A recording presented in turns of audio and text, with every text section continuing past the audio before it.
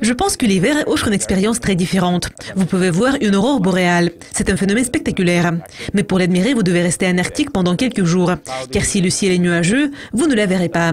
En plus, tous les jours, l'aurore boréale n'est pas la même. Il est préférable qu'il fasse très froid. Dans ce cas-là, vous allez passer une formidable soirée d'hiver et vous allez voir un spectacle de lumière fantastique. Quand je pense aux vacances, je pense plutôt au soleil. Pourquoi les gens voudraient-ils aller en Arctique où il fait vraiment froid? Je dirais que certains d'entre nous supportent bien le froid. En plus, nous pensons qu'il est vraiment amusant d'observer la vie sauvage. À mon avis, l'expérience que vous pouvez avoir en Arctique est exceptionnelle. Je pense qu'il y a très peu de gens qui ne veulent pas voir un ours polaire ou s'approcher d'un renard arctique, par exemple.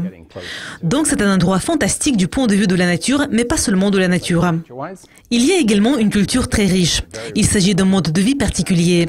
Si nous devions vivre dans ces conditions, cela nous ferait vraiment peur. Mais nous sommes toujours émerveillés d'observer ce mode de vie.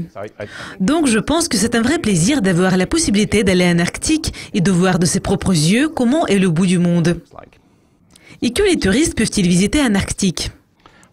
Il y a plusieurs endroits magnifiques. Les régions faciles à atteindre en Arctique, ce seraient évidemment les régions qui n'est pas couvertes de glace en permanence. Il est juste de dire que la partie européenne de l'Arctique est un peu plus accessible que d'autres endroits, car les températures sont beaucoup plus faciles à supporter. Le nord de la Norvège, le nord de la Suède, le nord de la Finlande seraient des zones particulièrement faciles à atteindre. Et ces régions se trouvent dans le cercle polaire arctique. Et ce qui est intéressant, c'est que ma mère est née au nord du cercle polaire. Donc moi aussi, je me sens toujours chez moi quand je suis dans cette région. Mais je voudrais également parler de certaines autres régions du monde qui se trouvent par exemple au nord de l'Alaska, au nord du Canada ou même au nord de la Russie et qui deviennent de plus en plus accessibles pour ce type de touristes. Il existe plusieurs façons d'atteindre l'Arctique. Vous pouvez prendre le bateau et puis voyager à bord du bateau à travers les régions. De cette façon, vous pouvez visiter des parties différentes de l'Arctique. Une autre façon d'aller en Arctique est de prendre l'avion vers un endroit concret. Si vous voyagez en hiver, vous pouvez évidemment prendre un traîneau à chiens. Vous aurez une expérience vraiment inoubliable. Mais n'oubliez pas qu'il va faire sombre tout le temps. Vous ne verrez pas le soleil. Donc l'intérêt principal du tourisme arctique se concentre sur quelques semaines en été. Les gens pensent que c'est à ce moment-là qu'il est plus facile d'atteindre l'Arctique. La plupart des endroits sont toujours très agréables, mais parfois il y a des problèmes tels que des moustiques par exemple. Donc vous devez être prudent et vous renseigner à ce sujet. Je pense que vous ne voulez pas aller dans une région où il y a trop de moustiques. Je voudrais dire également que le Groenland est un endroit fantastique. Il y a un certain nombre de systèmes de fjords. Il y a de grands icebergs flottants. Vous pouvez voir ce que vous ne verrez nulle part ailleurs dans le monde. Évidemment, le soleil de minuit est une attraction importante pour beaucoup de gens. Si vous n'avez pas vu le soleil de minuit, vous n'avez pas vu le soleil dans toute sa splendeur. D'autre part, en hiver, vous avez la possibilité de voir l'aurore boréale. C'est une expérience tout à fait spectaculaire. J'ai eu la possibilité de l'admirer quand j'étais à Tromsø plus tôt cette année. C'est une sorte de spectacle de lumière. Mais dans d'autres parties du monde, vous allez payer beaucoup d'argent pour voir un spectacle pareil. Comment puis-je atteindre l'Arctique et combien cela va-t-il coûter ? Il est tout à fait facile d'aller en Arctique en avion de la plupart des régions du monde. Mais le trajet peut prendre beaucoup de temps. Cela dépend d'où vous partez. Et quand vous êtes déjà en Arctique, vous avez un certain choix. Vous pouvez voyager à bord d'un bateau, par exemple. De cette façon, vous allez probablement voir beaucoup plus de choses intéressantes. Je dois dire que certains opérateurs touristiques font un travail fantastique dans cette région. Et la taille du navire est également un facteur important. Soyez raisonnable en choisissant le navire et vous pourriez admirer la nature et ses miracles de plus près. Moi, je choisirais un navire conçu pour une centaine de voyageurs. Je pense que cela a un grand avantage. Le voyage sera probablement plus calme. En plus, il y aura beaucoup de possibilités que vous allez probablement trouver intéressantes. Et si vous voulez rester sur le continent, vous allez trouver également beaucoup d'endroits intéressants. Si vous allez au nord de la Scandinavie, par exemple, je peux dire que cette région est tout à fait accessible et a une bonne infrastructure. Il y a de beaux hôtels, etc.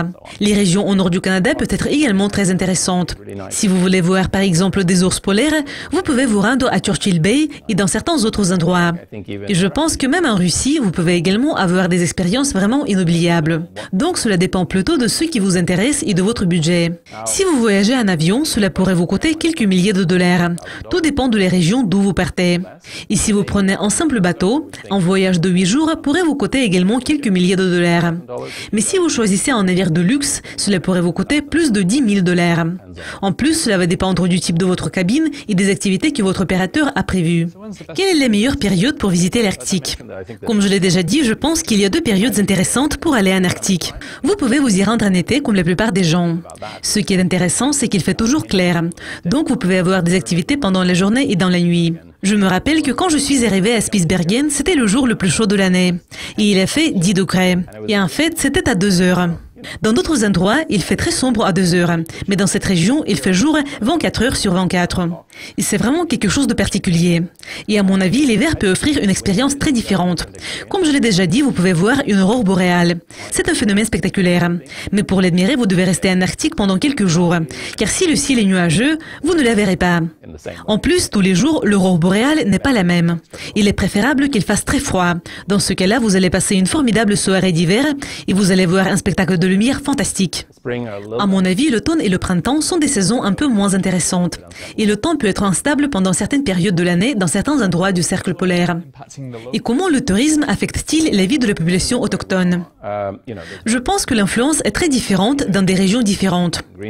Les communautés inuites du Groenland et du nord du Canada, par exemple, se sont déjà habituées aux touristes dans leur région. Mais ce n'est pas toujours un processus facile. Et évidemment, il y a de mauvaises expériences dans certaines parties du monde. S'il s'agit des Samis qui habitent au nord de la Scandinavie et partiellement en Russie, cette population s'est déjà intégrée dans la société.